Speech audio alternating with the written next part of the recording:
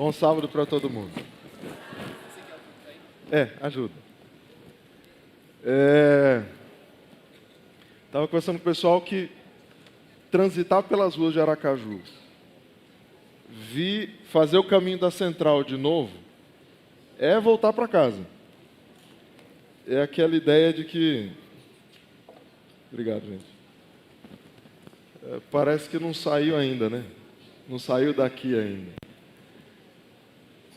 A gente louva a Deus pela possibilidade de viver esses bons sentimentos que voltar para casa dá para a gente, né? É quase isso, voltar para casa. Fecha teus olhos comigo mais uma vez. Vamos orar.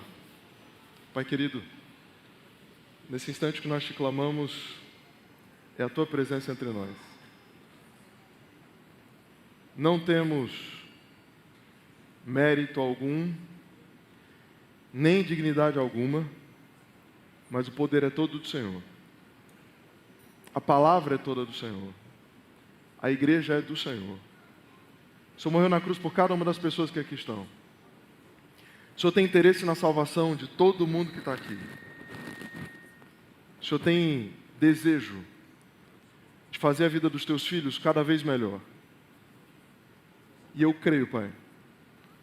Eu creio nos teus planos, eu creio nas tuas ideias, eu creio na tua vontade. Por isso eu te clamo, seja feita a tua vontade nesse lugar, na vida de todos nós, em nossas casas, em nossa história. Cuida de nós hoje e guia a nossa vida. Em nome de Jesus.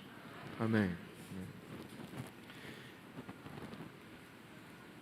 Uma das questões talvez mais complexas na Bíblia de você tentar explicar, não porque falte explicação, mas é porque sobra explicação.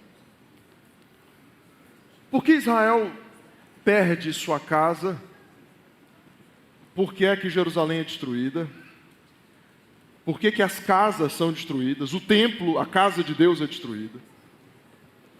Porque 70 anos fora do lugar onde Deus havia planejado e havia dito, ali eu vou colocar meu nome para sempre. Por que Deus coloca pausa em algo tão importante para Ele? Não foi algo que Israel fez ser importante ou declarou que seria importante. Deus disse que Jerusalém seria a casa dele, a cidade dele. Por que o exílio? E talvez nas muitas respostas que a gente vai encontrar, talvez a gente precise lembrar da mais importante. E eu quero falar com você hoje, eu quero começar essa nossa jornada de análise dessa experiência do exílio, falando com você sobre talvez a mais profunda e séria das razões. O que leva Israel para o exílio tem a ver com um problema que é muito nosso, algo que para nós é muito importante, que é a religião. E talvez a primeira grande crise seja responder o que é religião. Talvez o ponto mais complexo disso tudo agora seja entender o que é religião. A palavra religião, que vem do latim religare, dá a ideia de ligar algo a outra coisa. De conectar dois pontos que estão desconexos, que estão separados, que de alguma forma se distanciaram pelo tempo. O conceito de religião, pelo aspecto social primordialmente, foi estabelecido na ideia de que religião é um bando de ritos que me ensinam e que agora, pelo ato de fazer um bando de coisa, eu me religo ou me ligo a uma divindade. E eu vivo a experiência de ser religado ao ser divino ou de ser aproximado da espiritualidade por meio de um conjunto de práticas, de um conjunto de comportamentos. Basta você lembrar de que toda religião tem mais do que protocolos, tem realmente ritos. O conceito ritualístico, litúrgico, estruturado de cada religião, se entende ser o passo que eu escolho E cada religioso escolhe para se aproximar do seu ser divino preferido. Religião, então, passou a ser mais do que uma ideia de conexão, passou a ser o processo como eu me conecto com o ser espiritual. Religião tem sido ensinado assim para nós desde sempre. Não tem uma marca temporal para isso. Aprendemos religião assim. Aprendemos que eu faço algo e Deus se aproxima de mim por eu ter feito algo. Me acostumei a ensinar e ouvir isso. Religião é essa grande estrutura, que é essa escada organizada, bem pavimentada, que quase como aquela cena lá de Jacó em Betel, liga o céu à terra. Jesus, de certo modo, disse isso, que aquilo que vocês fariam aqui na terra ligaria, não é aquilo que você faz aqui na terra, ligaria a terra a mim de alguma forma. A cena ali da escada em Betel constrói muito claramente essa ideia. Religião, para a cabeça de muita gente, é exatamente isso. A escada que me leva ao céu. O grande problema hoje é que foi a religião que levou Israel para o exílio. Em algum momento talvez seja importante que você entenda que Deus vai te fazer perder para você entender de fato o que é religião.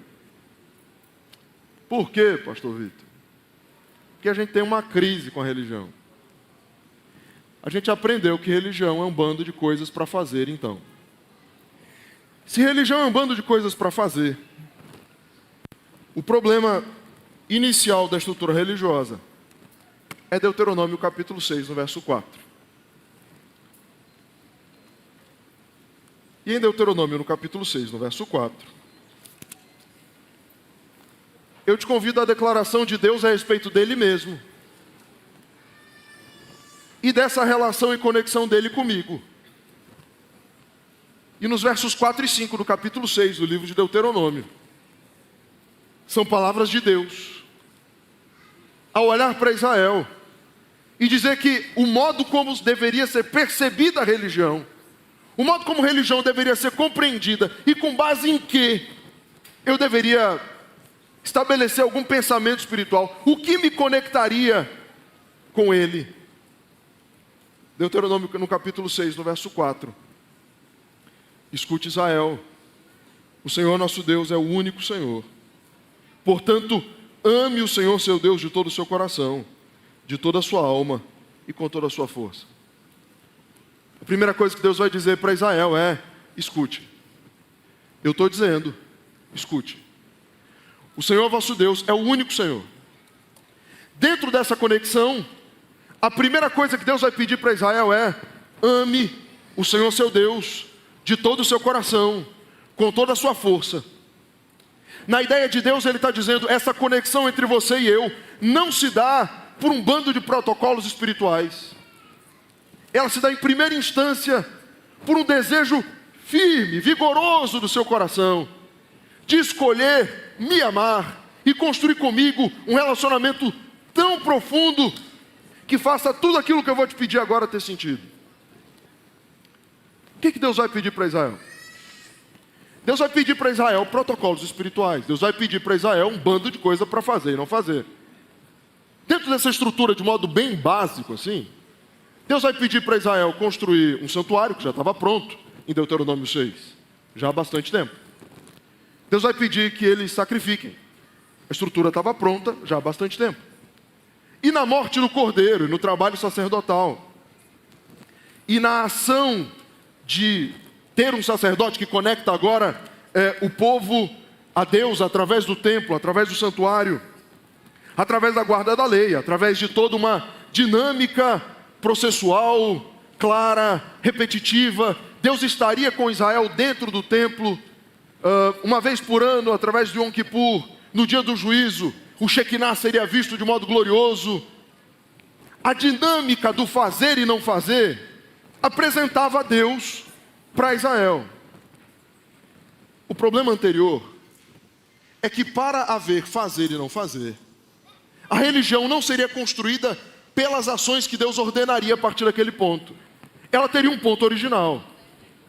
Ame o Senhor, seu Deus, de todo o seu coração. Qual é o problema que segue agora? Deus está olhando para Israel lá do seu trono, mas olhando para Israel muito de perto também. Deus estava ali no santuário.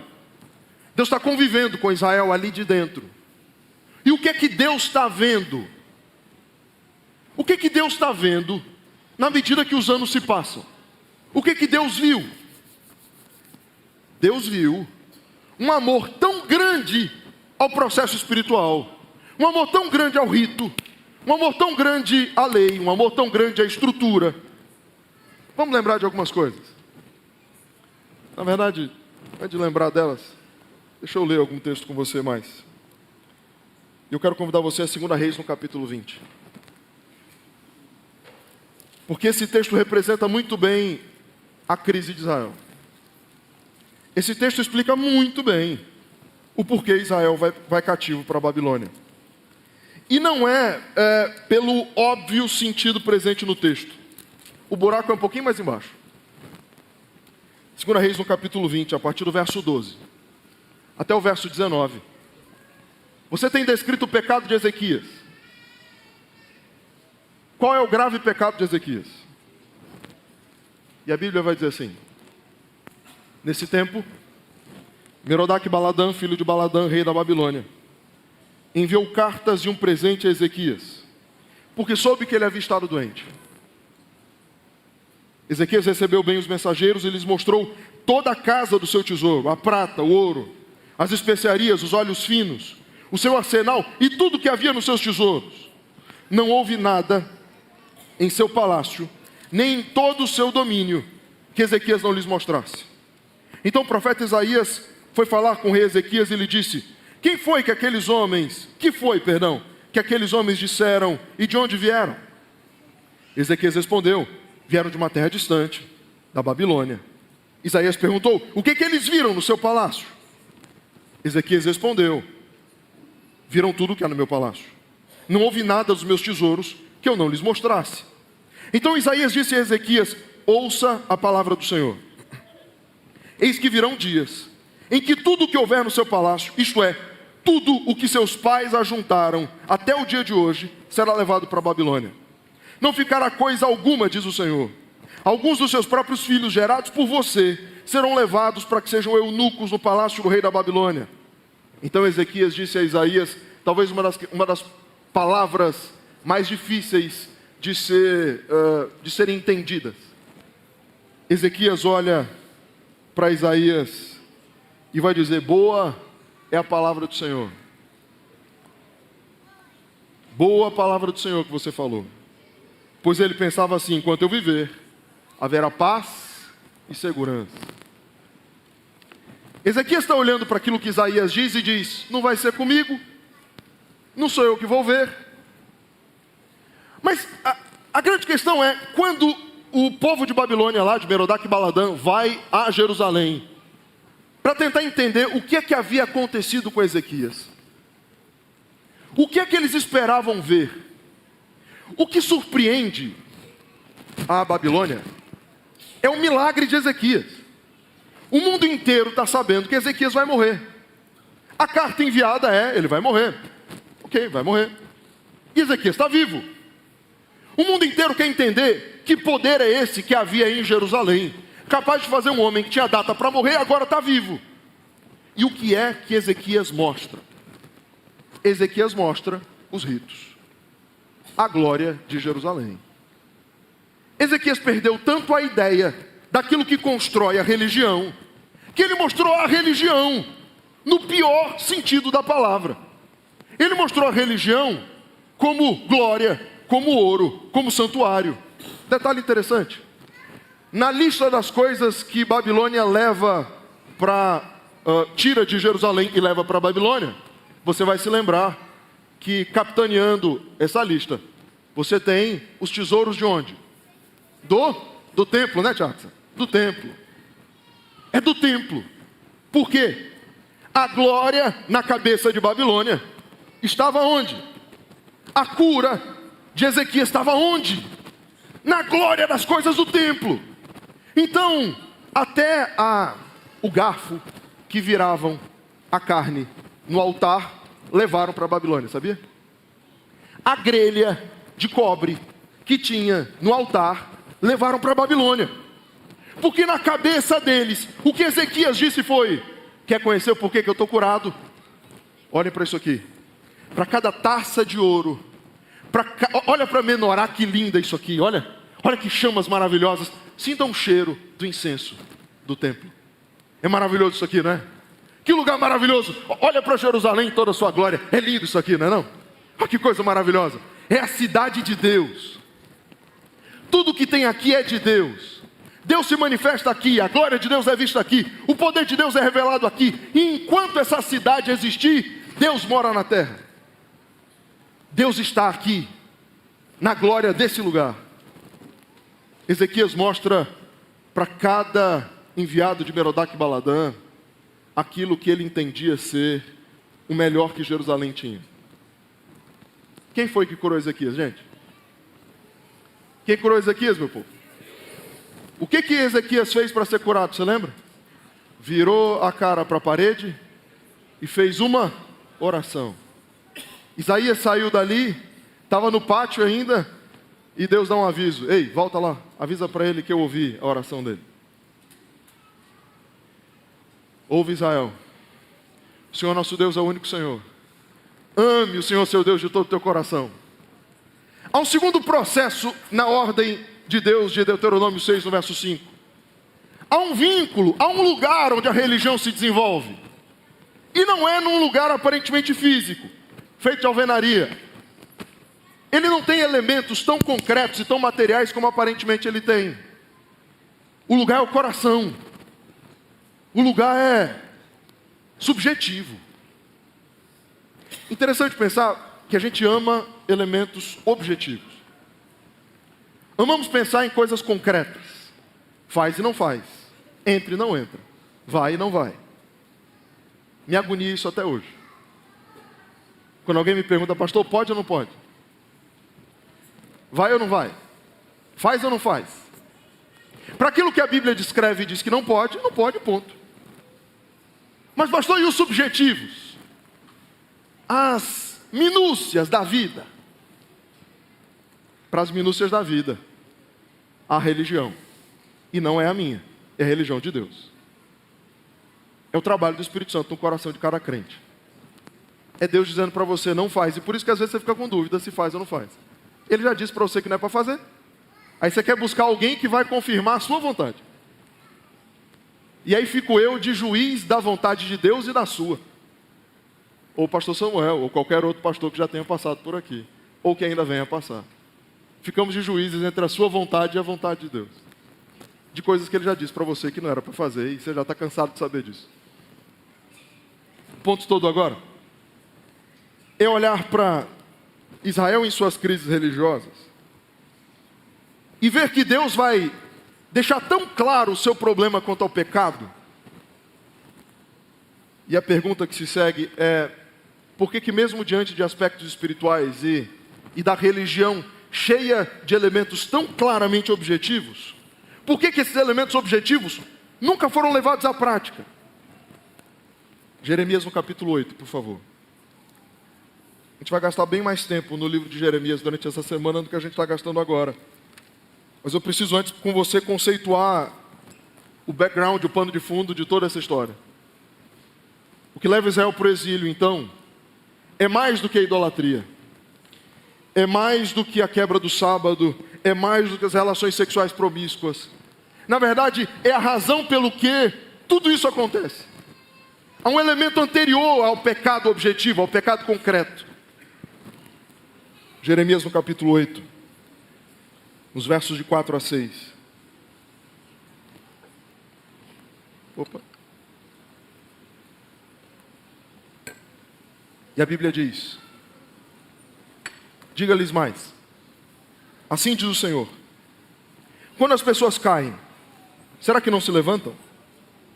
Quando alguém se desvia do caminho, não torna a voltar? Por que então este povo de Jerusalém se afasta e continua em contínua rebeldia? Persiste no engano e não quer voltar. Eu escutei e ouvi, mas eles não falam o que é reto. Ninguém se arrepende da sua maldade. Ninguém pergunta, o que eu fiz de errado? Cada um se afasta e segue o seu caminho, como um cavalo que arremete com ímpeto na batalha. Por que Israel não tinha necessidade de se arrepender? Porque aparentemente, tendo Jerusalém, eu tinha tudo. E enquanto eu tiver as características de um povo de Deus, está tudo certo comigo. Enquanto eu tiver templo, eu tenho salvação. Enquanto eu tenho a possibilidade de entrar e sair da presença de Deus, então eu sou o povo de Deus. Você está entendendo o problema aqui? Eu posso ter claramente diagnosticado em mim tudo que é de errado comigo. Mas não há...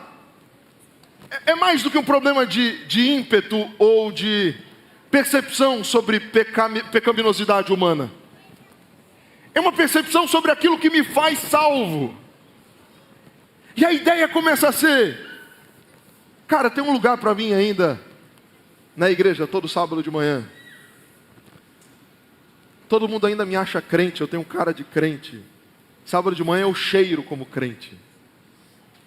A estética reafirma a minha santidade. E eu passo a acreditar que Deus olha para a minha estética e diz: aí vai um santo povo de Deus, pela estética, pelo modo como anda, pelo que fala, pelo quão belas palavras usa. Porque é maravilhoso cantar para Deus, é maravilhoso ouvir a palavra de Deus. E é interessante que você vem para cá e acredita que esse tipo de rito, como o de agora, é suficiente. E que você se encontra com Deus em lugares assim. E que ser parte do povo de Deus é estar aqui. E então, não há nada mais perigoso para a tua salvação do que ser religioso. Nada pode ser mais perigoso para o céu do que ser crente. Como assim, pastor? Eu achei que ser crente eu estava mais perto do céu. Mais ou menos. Por quê? Porque o problema do crente é crer tanto em sua crença, em seus protocolos espirituais, que eu esqueço que eu me aproximo de Deus não é por um lugar, não é pelo que faço ou deixo de fazer, mas é simplesmente por amar a Deus de todo o meu coração e com toda a minha força. É porque eu esqueço que vínculo com Deus se dá por elementos subjetivos, não objetivos. É porque Deus não depende que eu esteja aqui para que Ele esteja comigo. É porque o problema de ser crente, meus amigos, é que pode ser possível, e eu não sei se você já parou para pensar nisso, mas que em algum momento Deus já tenha rejeitado absolutamente o culto belíssimo que a gente já prestou para Ele. Uma das coisas que mais me amedronta é a ideia de que em algum momento eu gastei minha vida inteira acreditando que eu estou fazendo a vontade de Deus, tendo sido rejeitado por Ele. É possível, pastor? Deus não gosta de coisas bonitas para Ele? Gosta, ama. Deus gosta de prédios bonitos, Deus gosta de pessoas bem vestidas, cheirosas. Deus gosta de gente que vem, às vezes também nem tão bem vestida assim, mas com coração, sabe, cheio de Deus e cheio de vontade por Ele, e se aproxima dEle aqui, maravilha. Não importa como as pessoas tenham vindo, Deus gosta de gente aqui. Gosta, ok. Mas e aí? É isso só. Eu venho para um lugar, me encontro com Deus e saio daqui, tudo está igual. Nossa sociedade e nossa ideia religiosa tem sido muito construída por esses elementos nos últimos anos. Na verdade, já para mais de um século, foi se apresentado para nós a ideia de que culto é encontro com Deus. E a gente acreditou nisso. Pastor, o que é isso? Culto não é encontro com Deus? Então, culto é gratidão a um Deus que já está comigo, e porque eu sei que está comigo, eu venho a um lugar junto com outras pessoas que estão com Ele, e a gente celebra Ele junto. Eu não venho a um lugar me encontrar com Ele, porque foi para mostrar isso para Israel que eles foram para o exílio.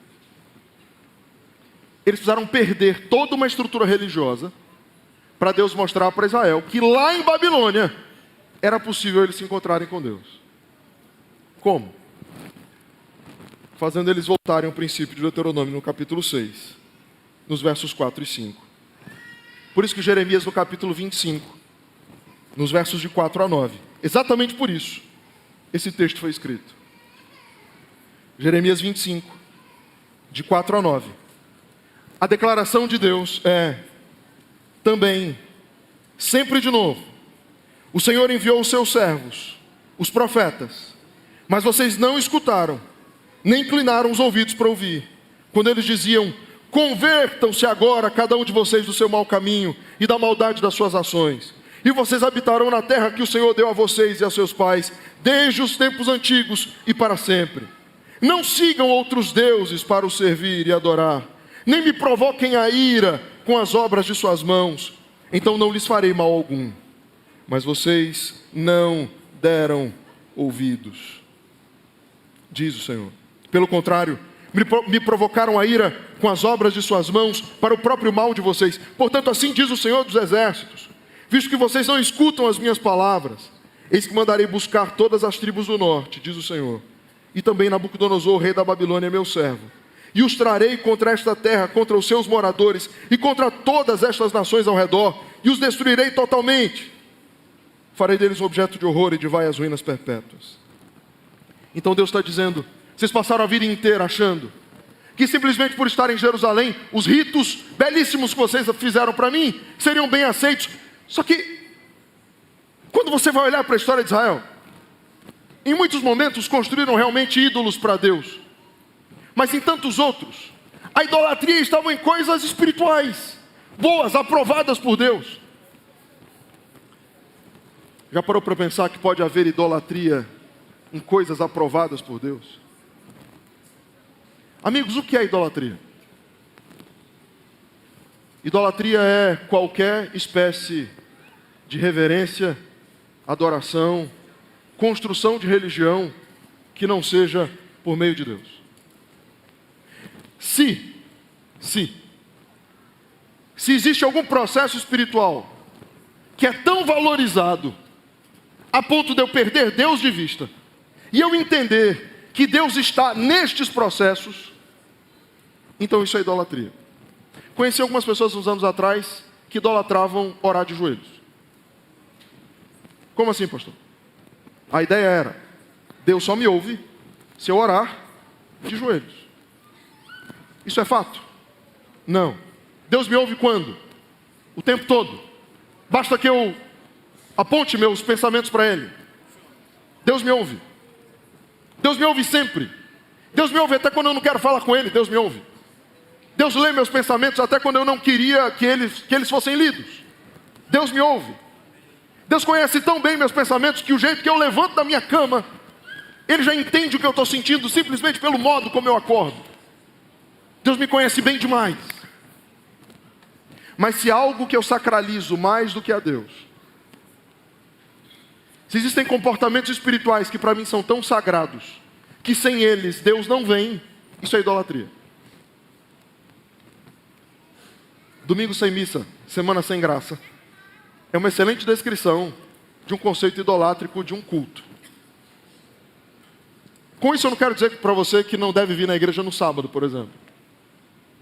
Mas você depende desse lugar para se encontrar com Deus? Se você depender desse lugar para se encontrar com Deus, a gente tem um problema de idolatria aqui. Eu não estou querendo dizer que o que acontece aqui é de menor importância. E nem estou abrindo para você um salvo-conduto para ficar na igreja no sábado, ok? Ou para ficar em casa no sábado, para não vir para a igreja. Mas o que eu estou querendo dizer para você é que não pode haver nada mais importante do que amar a Deus sobre todas as coisas. Porque a minha conexão com Ele precisa ir além de qualquer outro fato que você venha construir. Porque não há nada objetivo que substitua a possibilidade de entrar na presença de Deus e viver com Ele aquilo que Ele sempre sonhou. Idolatria leva Israel para o cativeiro. Idolatria de coisas sagradas. A idolatria do cordeiro. A idolatria do sacerdócio. A idolatria do templo. Vamos lembrar que na época de Jesus, eles criaram até o corban, né? O que é o corban? O corban era o jeito de eu parar de sustentar meus pais idosos e transferir o dinheiro que ajudaria ali a manter minha família, agora para o templo. Porque o templo é tão importante. A presença de Deus através daquele lugar era tão importante que tudo precisava ir para aquele lugar. Pastor, só está querendo dizer que a oferta não é importante? De jeito nenhum. Só estou querendo dizer para você que a oferta não pode ser mais importante do que você entrar na presença de Deus, rasgar seu coração diante dele e clamar pelo perdão dos seus pecados. Porque dízimo e oferta, meus amigos, não faz de você mais santo. O que faz de você mais santo é amar a Deus sobre todas as coisas. É ter sua vida diante do Rei do Universo. É o Senhor transformando o teu coração de fato. É tu olhando para dentro do espelho da tua alma, com clareza, e vendo todos os pecados que existem ali, e clamando para que o sangue de Jesus te lave de todo pecado. Israel perdeu a perspectiva disso. Se acostumou com a sacralidade dos objetos. Se acostumou com a beleza do Shekinah. E disse, enquanto a Shekinah, eu sou povo de Deus. Não importa o que aconteça. Não importa o que eu faça. Não importa como eu viva. E então, entramos nós nesse lugar com a ideia de que santidade é resultado do que acontece aqui, não importando a pobreza da nossa vida espiritual no restante dos dias dessa semana. Começamos a acreditar que vir para cá simplesmente resolve os meus problemas.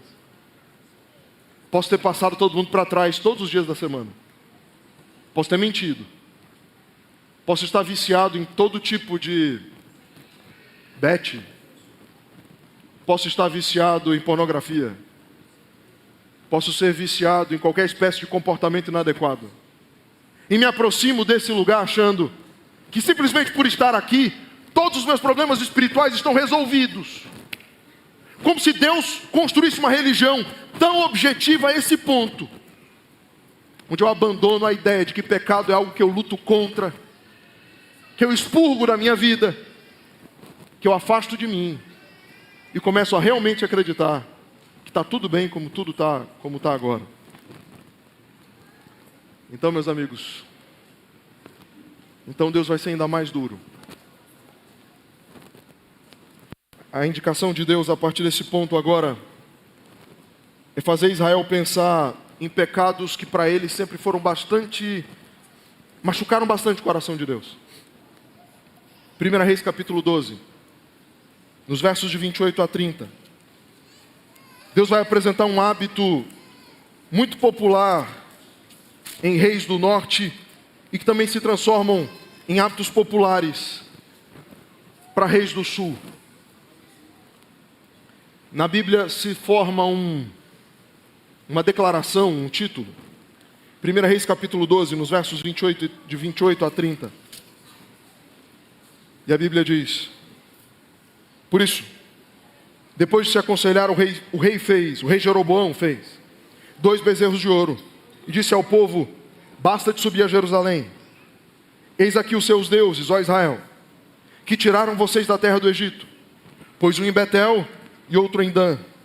Isso se tornou em pecado, pois o povo ia até Dan, cada um para adorar o bezerro. Esse hábito é visto na descrição de vários reis do sul, inclusive. Quando a Bíblia vai dizer, e fulano de tal pecou os pecados de Jeroboão, a Bíblia está descrevendo a idolatria da construção do bezerro de ouro. Amigos, o bezerro de ouro, vocês lembram dessa história, né? O bezerro de ouro lá em Êxodo 31 e 32. O bezerro construído para substituir Deus, para descrever a Deus. Israel dizendo, não temos mais um Deus, escolhemos mais agora para nós um símbolo de libertação. Tardiamente, Israel seguia voltando para o mesmo ponto do bezerro de ouro. Então Deus olha para tudo isso e vê que os protocolos religiosos podem me levar tão longe dele, que eu perco a percepção daquilo que é santo. E perco a percepção até mesmo do que é obediência clara. E eu agora passo a ter dificuldade até mesmo de entender o valor de coisas extraordinárias. Lembra dos filhos de Eli levando a arca dos 10, a tábua e a arca da aliança, com a tábua dos 10 mandamentos dentro, a vara de Arão, maná escondido, levando agora a arca para o ambiente da guerra, porque acreditavam que a arca faria o poder sobrenatural de levar Israel a uma vitória contra os filisteus. Então, é possível que eu tenha construído elementos tão objetivos na minha religião, que eu tenha perdido até mesmo a capacidade de compreender o que cada coisa é capaz de fazer. Então você vai começar a se perguntar, por que você guarda o sábado? Qual é o papel do sábado? Eu guardo o sábado porque Deus manda, ok. Mas Deus manda por quê? Você sabe? Por que você está aqui? Por que você não está trabalhando hoje? Você está trabalhando, se você não está trabalhando hoje, porque Deus está te chamando ao descanso dele. O descanso de Deus é um descanso ativo, é um descanso transformador, é um descanso onde eu aprendo o porquê eu existo, porque meu coração bate. Eu entendo que o papel do sábado é para que eu faça o bem às pessoas. Não é o sábado do sono pleno, não é o sábado do descanso inativo. Nós guardamos o sábado para poder amar o outro, amar o próximo como a mim mesmo. Eu guardo o sábado porque o Senhor me chamou a uma grande aula espiritual, onde Ele me ensina o que é a vida da eternidade. Então, de acordo com Hebreus 4, o povo de Deus terá um dia um descanso sabático. Mas que eu aprendo sobre esse descanso eterno agora. E talvez a gente está transferindo um pouquinho da ideia do descanso meio grego ali, dos Campos Elíseos. Se você não conhece essa história, a ideia grega do céu e da eternidade é que todo mundo, quando morre, é sentado numa nuvem e agora toca harpa sem fim. É uma eternidade de descanso físico, meio abaianadamente deitada numa rede. O sonho de descanso para todos nós. O problema é que o céu não será o céu dos Campos Elíseos. O céu será o céu do prazer em servir, em fazer, em viver o pleno do amor que Deus coloca em mim. O sábado é assim, ou deveria ser assim. Eu guardo o sábado para isso. Deveríamos guardar o sábado para isso. O sábado não é... Eu não guardo o sábado pela idolatria ao sábado. Qualquer elemento diferente disso vira idolatria, meus amigos.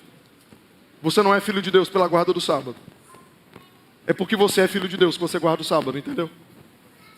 É porque você ama a Deus sobre todas as coisas. É porque você o ama de todo o teu coração.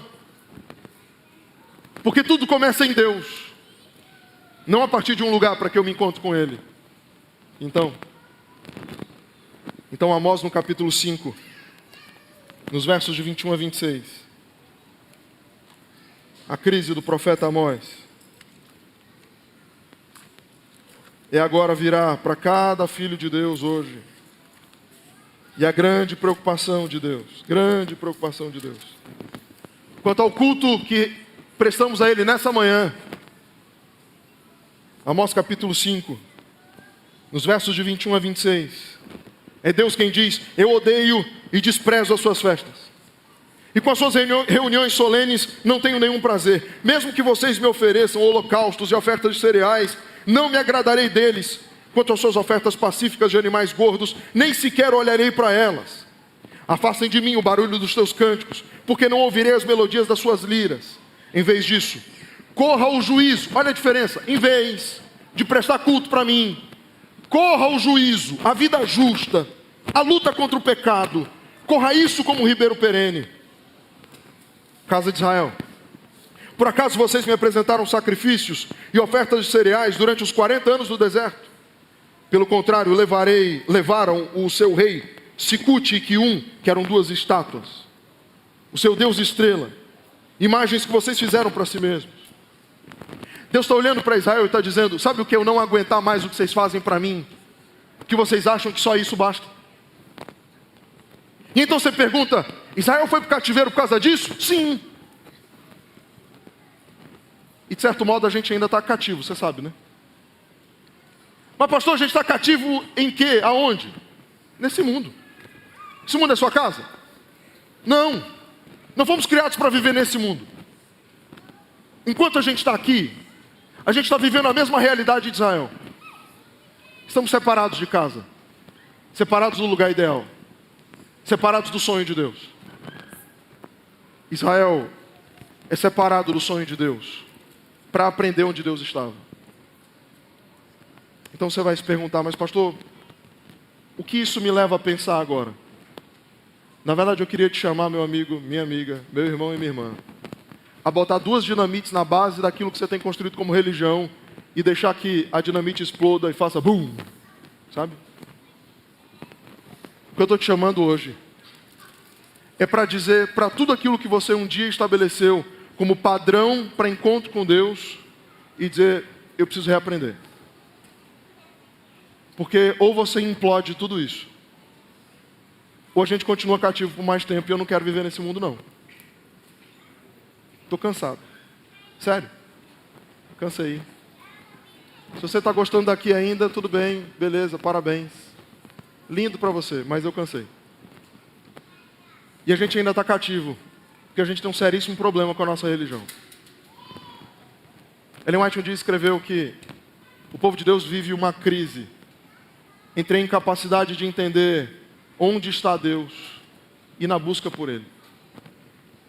Vivemos um pêndulo e neste pêndulo nunca encontramos a Deus.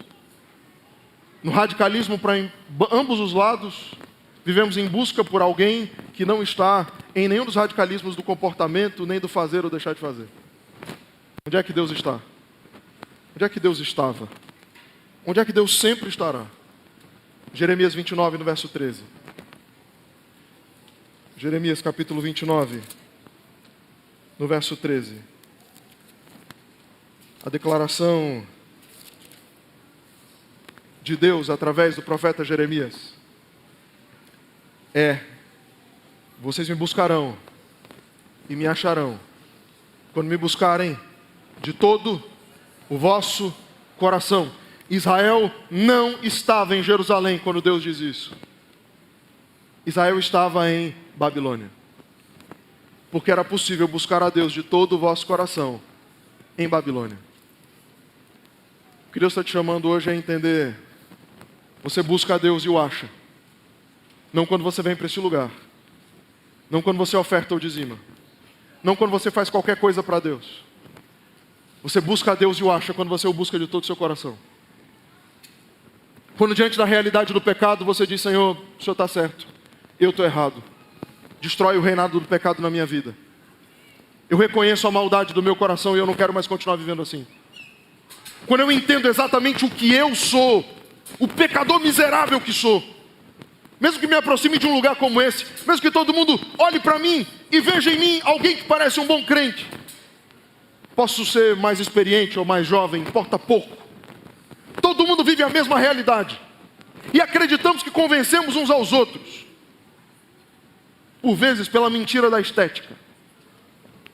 Acreditamos que convencemos uns aos outros pelo problema de acreditar que ser crente é convencer o outro que eu sou.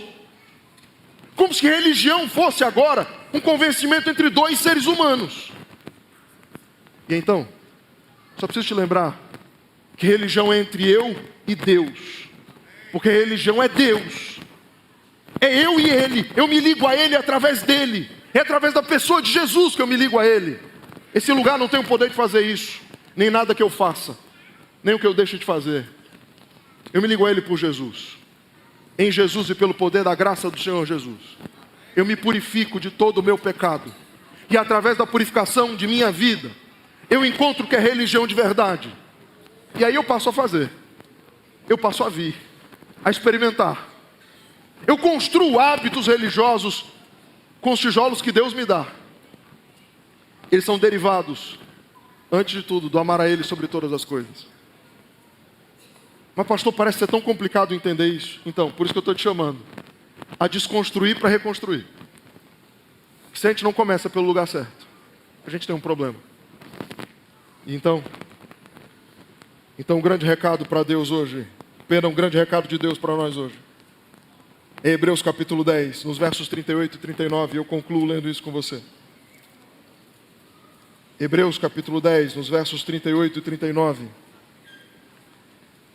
A grande razão pelo que eu apresento isso para você hoje A grande razão pelo que conversamos sobre isso hoje. O grande motivo que me leva a refletir sobre isso com você hoje. Hebreus capítulo 10, nos versos 38 e 39, e a Bíblia diz: mas o meu justo viverá pela fé, e se retroceder dele, a minha alma não se agradará. Nós, porém, não somos dos que retrocedem para a perdição, mas somos da fé para a preservação da alma. Por quê? Porque a religião verdadeira que o Senhor me chama a viver, ela é construída por meio da fé. E então você vai se perguntar: pastor, o que isso quer dizer? De novo, minha religião começa eu e Deus. A religião começa numa relação profunda e clara. Eu, pecador, e Ele, Salvador. Ela se prolonga por meio de comportamentos que Ele me chama a viver, mas porque Ele me convida, eu e Ele primeiro. Mas pastor, um dia eu vivi isso no passado e me perdi na jornada, então volta. Por isso que Israel foi levado para o cativeiro. Por que Jerusalém tinha que ser reconstruída? Por que o templo teve que ser destruído? Para ver se o amor voltava antes da materialidade da religião. Para ver se Deus voltava antes de haver materialidade na religião. E a minha pergunta é: o que será que Deus ainda pode fazer? Eu já falei isso com vocês na época que eu ainda era pastor de vocês ainda, há muito tempo atrás. Eu tenho às vezes medo de Deus. Eu tenho medo do que Deus é capaz de fazer para que eu volte a amá-lo. Eu tenho medo daquilo que Deus pode fazer para que eu abandone uma religião apenas objetiva. Por quê, pastor? Porque Deus é capaz de fazer tudo para que eu volte a um caminho de uma religião que vai me levar para o céu. E eu louvo a Deus por isso. Mas eu tenho medo. Eu tenho medo do que Ele pode me levar a pensar sobre que aspectos eu vou ter que enxergar a minha vida. Mas Deus pode fazer isso? Não só pode, como faz. Israel perdeu tudo. Você sabe o que é perder sua casa, seus bens? Perder tudo, absolutamente tudo. Somente para entender uma coisa: que tudo deve começar por Ele, e não pela minha casa, não pelo templo, não pelos meus bens. E que Deus estaria no subjetivo, no meu coração, muito mais do que num lugar material. Pois bem, Deus pode. Minha grande preocupação hoje é o que eu vou perder para isso. Meu maior medo é estar diante do Rei do Universo e Ele entender tão bem meu coração, que Ele veja que eu vou ter que perder alguma coisa para entender isso. Mas pastor, eu vou perder o quê? Olha para as tarifas que podemos estar à beira de viver aí, né? Tem empresas do mundo inteiro e do Brasil extremamente assustadas com o que vai acontecer com o emprego, com o dinheiro, com o futuro. E então a gente começa a se perguntar: e aí? O que será que Deus é capaz de fazer para que eu volte ao primeiro amor? E volte a construir a religião sobre o aspecto correto. Por isso eu digo para Deus hoje: Senhor, eu tenho medo do Senhor. Eu sei que o Senhor me ama. Sei que o Senhor vai me levar pelo melhor caminho. Mas por favor, a gente está em paz ainda. Me ajuda a reconstruir minha religião em tempos de paz. Me ajuda a entender que eu posso melhorar mesmo sem sofrer. Me ajuda a entender que a Tua graça pode se aproximar de mim. E esses aspectos danosos da minha religião podem ser dissolvidos mesmo sem eu ter que chorar. Pois essa é a minha oração para você hoje. Esse é o meu desejo hoje. A gente está no exílio e a vida aqui já é difícil demais para a gente não valorizar a dor que a gente já viveu. Não é possível que aquilo que a gente já chorou no passado não dê para a gente a condição de olhar para frente e dizer: compensa reconstruir tudo isso, compensa refazer essa jornada. A gente vai ouvir uma música agora. Meu desejo é que o Senhor siga falando ao teu coração. E se hoje faz parte do desejo da tua vida, dinamitar a tua estrutura religiosa que você tem construído até aqui e fazer algo novo, eu quero te chamar a ficar de pé. Enquanto Elisama e família estiverem cantando, eu queria te convidar a essa experiência de pedir para Deus: Senhor, retira de mim essa superficialidade objetiva e constrói em mim algo que eu ainda não vivi. Me ajuda a amar o Senhor de todo o meu coração, de toda a minha força. Que esse seja o grande objetivo da tua vida, em nome de Jesus.